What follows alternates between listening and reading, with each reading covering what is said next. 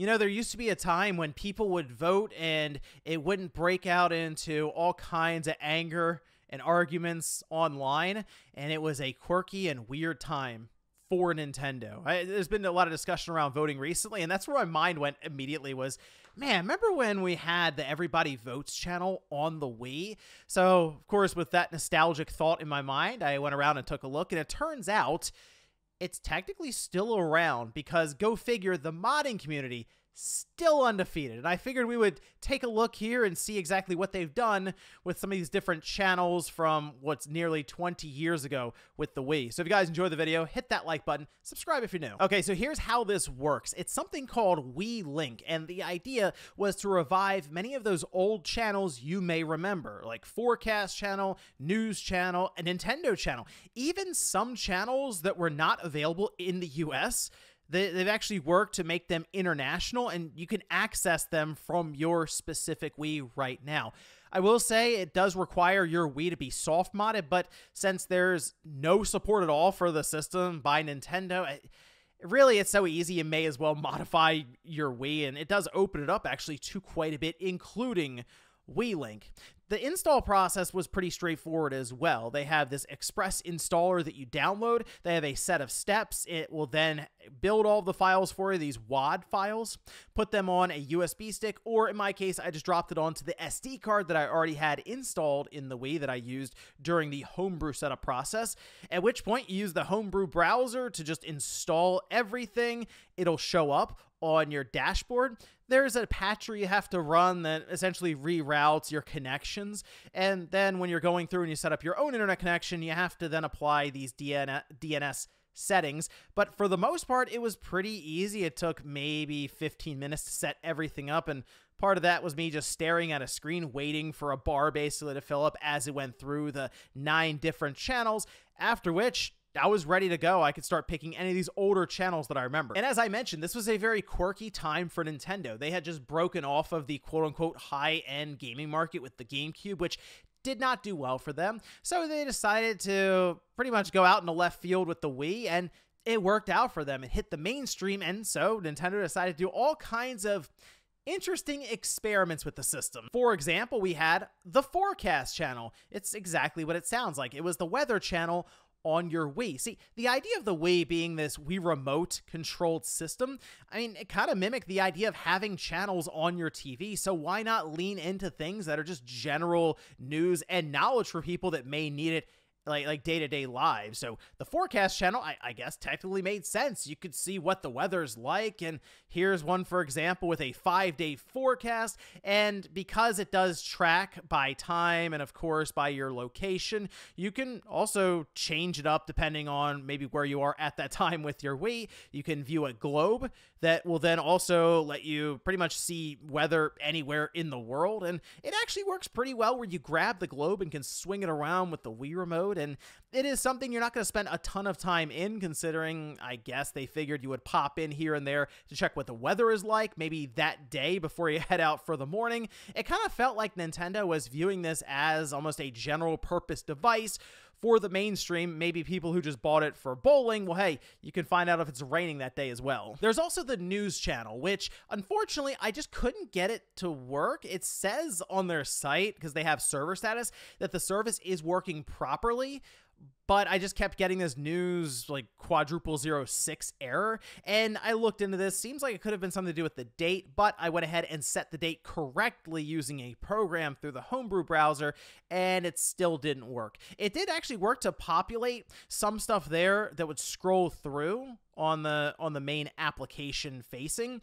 Unfortunately, though, I wasn't able to get in, but it seems like what you'd expect. A lot of depressing news, and I guess I'll leave that one up to cable TV to bombard me with. We do have that Everybody Votes channel, which I popped into, and it's kind of like what I remember. I feel like we had more polls, and maybe that's, again, me remembering this through like nostalgia glasses, but I remember going in here and there were all kinds of fun things to vote on, and it kind of mimics, I guess, what we have with Splatoon with the Splatfest, where they'll put up like ketchup versus mayo, and they're more just innocent polls, I guess, general audience polls. So one was here, do you know what LOL means? And I'm going to assume most people do. So naturally, I grabbed the me here that was on the system already for me and dropped them right on the answer yes. And then you can also predict what you think everyone else will say. So maybe you're thinking one way, but you believe like the majority will vote the other. You can set up a prediction, and if you're right there, it'll all be recorded as you go along. Now, I went to submit N64 versus GameCube, but that wasn't going through, unfortunately. This seems like something that would need a bit of a collaborative effort, however, just to keep the polls fresh.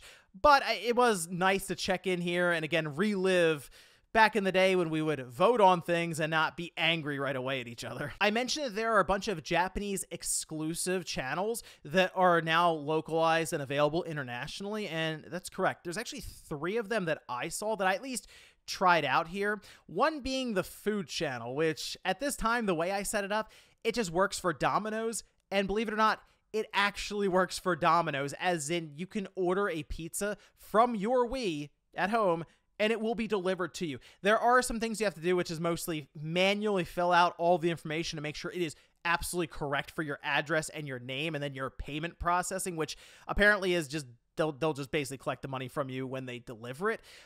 But it works. In fact, there are videos online of people doing this and showing that it functions correctly. I didn't do that here. I didn't go that far with it, mostly because there are people who have already tried it and it did work out. But kind of cool, I guess, for that. I guess in Japan at the time, you would actually use your Wii to order food from all different types of restaurants. I don't know if this application would still function that way in Japan, but hey, if you're there and you have a Wii and you can modify it and use this, try it out. Let me know in the comments. We also have this Kirby TV channel, and the idea was to have limited time Kirby right back at you episodes, and they would air at specific dates and times. And it appears I missed it because the last one was August 2024, and it just says on their website that it's currently unavailable, and that could have to do with Nintendo not being too happy about that existing there. I mean, it's Nintendo's property when it comes to the episodes, so I understand maybe why they don't want to store them there and make it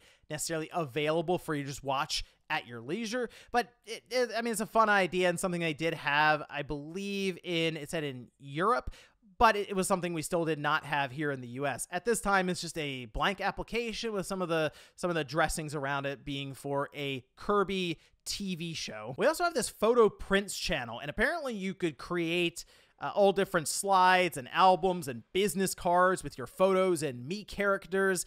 They say that it is functioning properly. I didn't really get too into it though, because this is a Wii that I don't really have any me's or anything on, or I guess any kind of albums or pictures or anything, but that is something you can pursue here. It was, I guess, just something they had in Japan where people would legitimately build and then order business cards from your Wii. Again, I guess Nintendo really thought that the Wii was reaching a mass number of people, and I mean, they're right. There are people who bought the thing who don't typically play a lot of like serious hardcore video games. They bought it with the idea of boxing, bowling, and maybe Just Dance, and then, oh look, I can print out my business cards, or we can set up our Christmas cards right here on the Wii. But here's the channel that I think really impressed me, because there is a significant amount of content here and really acts as a snapshot in time back when the Wii was very current, but then also bringing in some Switch-related content, and that's the Nintendo channel. Here, we have basically a digital magazine in front of you, and it even has demos available. So, first off, you can see we have all kinds of trailers dating back to the Wii and the 3DS and even the Wii U, but also the Switch is here. So, I can go through and watch Super Mario Bros. Wonder. It's a trailer that looks pretty crunchy on the Wii. They have it between high quality and low quality, and if high quality stutters, which mine was, it could be because the Wi-Fi on the Wii just isn't very good, which, yeah, it's not. So go to low quality and it looks even crunchier, but technically you can watch the trailer for Super Mario Bros. Wonder or Pikmin 4 or any number of different Switch games here. And they also have Nintendo Week, which is basically a show that would go over all different sorts of releases, and It was kind of like X-Play, how we had that on G4, but it was geared towards Nintendo and all the different releases on the eShop, whether it's for the DS or the Wii. And at that time, I believe they're doing a lot of like DSiWare and WiiWare stuff too. So trying to pick some of the smaller titles you may have missed, give like very quick 1 or 2 minute previews or reviews of it, then also do all kinds of skits and stuff. It was usually like 10 or 11 minutes most times, but it was kind of cool to have that there as something you could access through the Nintendo channel. But the thing that really got me, because I saw it on the menu, and I was like, does this really work? It's the DS download.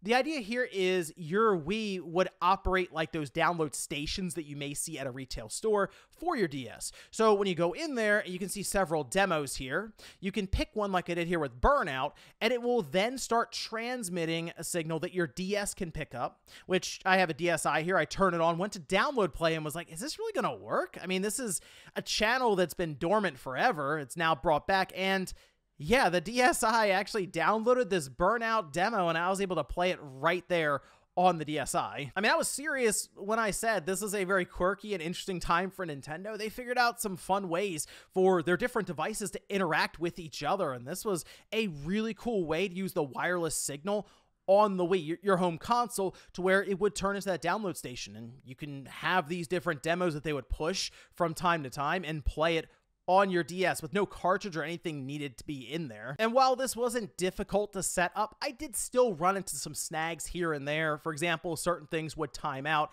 and I couldn't actually close out of the application, so I would turn the Wii off from time to time. I would have at some points just nothing functioning correctly in that app, so I had to close it out and reopen it. And it really just comes down to, I guess, the servers and the wireless connection on your Wii. If you were going to do this yourself, and at this point I would do this as well to do it again, all over again, would be to use one of those USB to LAN adapters and just wire the Wii directly in. It's just the Wi-Fi on the system. You have to think back to when this thing came out in 2006, and you can look at devices around it like the PS3 even, wasn't exactly the most reliable and fast connection, so I would recommend getting some way to wire up Ethernet to it so that it's much faster and more reliable. But still, really, really cool stuff here. A blast from the past, certainly, at a time where Nintendo was just trying to be incredibly creative and separate itself from the pack. The fact that the mod community, the homebrew community, is able to figure this stuff out, I mean, it never ceases to amaze me, and everything's available on their website to walk you through it. I'll actually link it down below. It's a very good step-by-step guide, and check it out. Let me know what you think about this, though, down in the comments. And if you remember this time period back on the Wii, when you would check the weather or look up the news, apparently, on your Wii, or if you were someone who was voting on that Everybody Votes channel. Thanks, guys, for watching, and I'll see you next time.